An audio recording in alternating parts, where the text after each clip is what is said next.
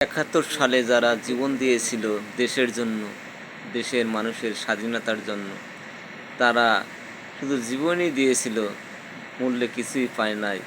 তারা ভেবেছিল দেশটা খুব সুন্দরভাবে যারা বেঁচে থাকবে তাদের জন্য দিয়ে গেলাম। আমার নিজের জীবনকে বিসর্জন দিয়ে পাকিস্তানের হাত থেকে বাঙালি জাতিকে মুক্ত করে গেলাম। একদিন বাংলাদেশ সারা পৃথিবীতে মাথা উঁচু করে দাঁড়াবে। ঠিক তেমনিই যারা জুলাই আন্দোলনে জীবন দিয়েছে তারা কিছুই পেল না। তারা শুধু ডাক্তারের কাছে ধর্ণা দেয়, মাথা ঠুকে ঠুকে মরছে, তাদের জন্য কিছুই করলো না। শুধু ক্ষমতার লড়াইয়ে দ্বন্দ্ব করে তারা নিজেদের ফায়দা হাসিল করছে। এটাই কি জুলাই আর ৭১? আসলে দুই ৭১ একই ৭১।